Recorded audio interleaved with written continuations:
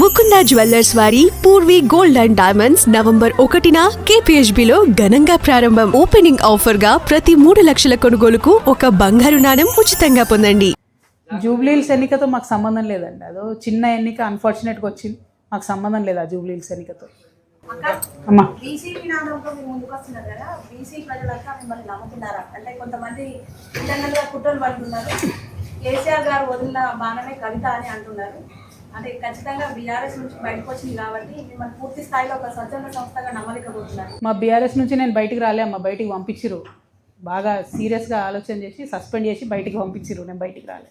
1, 2 only బీసీల కోసం మాట్లాడతలేను నేను. బీసీల కోసం బలంగా మాట్లాడుతూ ఇంకా మాట్లాడుతూనే ఉంటాను. అల్టిమేట్గా బీసీలకు లోకల్ బాడీ ఎలక్షన్స్లో రిజర్వేషన్ అన్నది నా ఫీలింగ్ కాదు.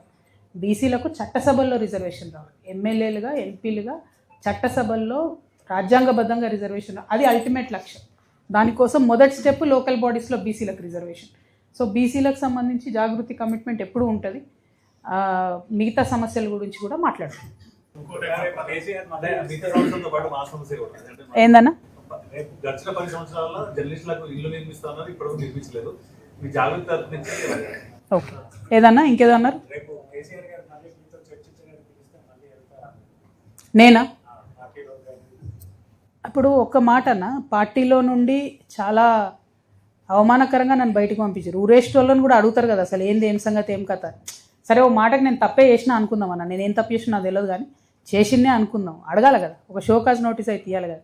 డైరెక్ట్గా సస్పెండ్ చేయడం అన్నది చాలా అవమానకరం అన్న. నేను కూడా తెలంగాణ బిడ్డనే, ఆకలినైనా తట్టుకుంటాం కానీ అవమానాన్ని తట్టుకోలేం కదా. అందుకే నేను కూడా ఎమ్మెల్సీ పదవికి రాజీనామా చేసిన అన్న. డెఫినెట్గా పార్టీ ప్రాథమిక సభ్యత్వానికి రాజీనామా చేసిన.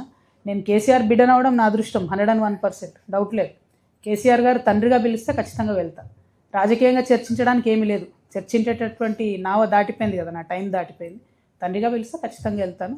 తండ్రిగా, తల్లిగా వారిద్దరిని చూసుకోవడం, వారికి ఆరోగ్యపరంగా కానీ ఇతరత్ర ఏమైనా ఇష్యూస్ ఉన్నా కూడా ఖచ్చితంగా పోతాను. నేను బిడ్డను, దానిలేముంది.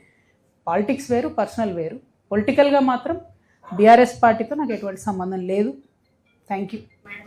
మేడం, జనం కోసం ఇంతగా పరితపించే మీరు, 10 సంవత్సరాలు మీరు ఎంపీగా ఉన్నారు, ఎమ్మెల్సీగా పనిచేసారు. ఇప్పటి వరకు మిమ్మల్ని నిజామాబాద్లో నియంత్రించింది ఎవరు అని చెప్పండి. మా పార్టీ ఇంకెవరే? మీరే పార్టీ అన్నారు, నేనే హైకమాండ్ అన్నారు. నేను కూడా అట్లే అనుకున్నాను, నేనే పార్టీ హైకమాండ్ అనుకున్నాను. సస్పెండ్ చేసినాక తెలిసింది కాదని. మేడం, మీ జాబితా జనం బాట, మీ జాబితా ఉజ్వల భవిష్యత్తు వస్తుందంటే నేనేమంటున్నా, భవిష్యత్తులది ఎవరి భవిష్యత్తుల నిర్మాణం అయితే తెలియదు. జనరల్గా ఏ రాష్ట్రంలో అయినా ఒక మార్పు జరిగినప్పుడు, ఒక విప్లవాత్మకమైనటువంటి సంఘటన జరిగినప్పుడు కొన్ని రాజకీయ జీవితాలు అతలకుతలమవుతాయి. ఏం జరుగుతుందో ఫ్యూచర్ తెలుసు. నా విషయంలో పర్సనల్గా నాకు ఇబ్బంది జరిగింది. నేను 20 ఏళ్ళు పనిచేసిన పార్టీ నుండి సస్పెండ్ చేసిన తర్వాత నేను దీంట్లోంచి పాజిటివ్గా ప్రజలకు పనికొచ్చే పనులు చేయాలనుకుంటున్నా. నా ప్రయత్నంలో నేను ఉన్నాను. Thank you. ఏందన్నా?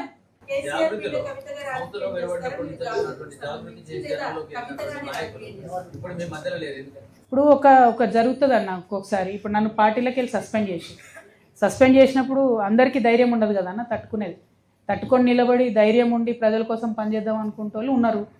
లేదు, కాదు, కూడదు, మనకెందుకు గోడ అనుకునేటోళ్ళు పక్కకు జరిగారు. సింపుల్, ఏముందని.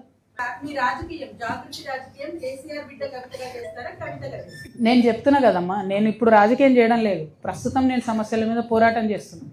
రాజకీయం లాస్ట్ 1 year చేస్తాం, అప్పుడు చూపిస్తాం ఆడపిల్లలు ఎట్లా రాజకీయం చేస్తారు. ఇప్పుడు అవసరం లేదు రాజకీయం. ఇప్పుడు ఓన్లీ ప్యూర్లీ ఇష్యూస్ మీద మాట్లాడుతాం.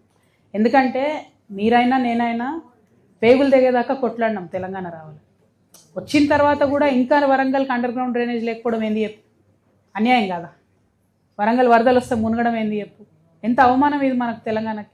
నవీనోన్ ముందు జారిపడొద్దు అనుకున్నాం కదా, జారిపడ్డట్టే అయింది కదా. ఇప్పుడు ఆడ ఆంధ్ర మునిగితే మనము అనుకుంటే వీళ్ళకేం వస్తలేదని, మరి వరంగల్ మునిగింది, ఏమనాలి ఇప్పుడు?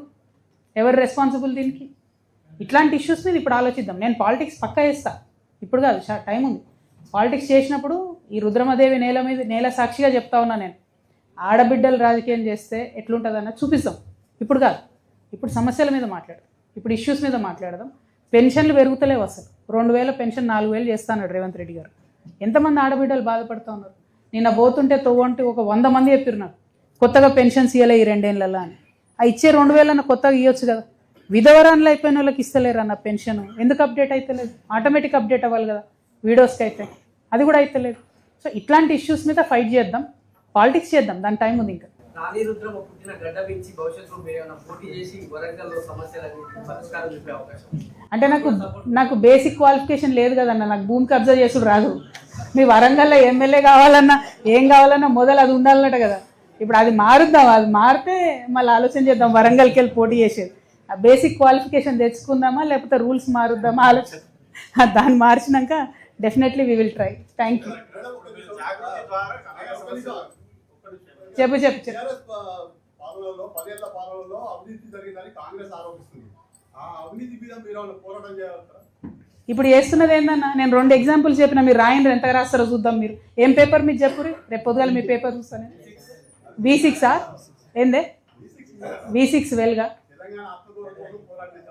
ఎస్ నేను కాదంటలేను. నేనేమంటున్నా అంటే 2 చెప్తున్నా నేను. 900 కోట్లు స్మార్ట్ సిటీ ఫండ్స్ వచ్చినాయి అబ్బా. 500 కోట్లు భద్రకాళి చెరువులో ఓసిరు అమ్మవారి సాక్షి. అదొకటి రాయండి రాస్తే. రెండోది 1100 కోట్లతో ప్రారంభమైన MGM హాస్పిటల్ 1700 కోట్లకు పోయింది. అది హరీష్ రావు గారికి సంబంధించిన బినామీ సంస్థ చేస్తున్నది. ఎందుకు 600 కోట్లు పెరిగింది ఎస్టిమేటు? పెరిగిన 600 కోట్లకు 6 ఫ్లోర్లు పెంచిర్రా?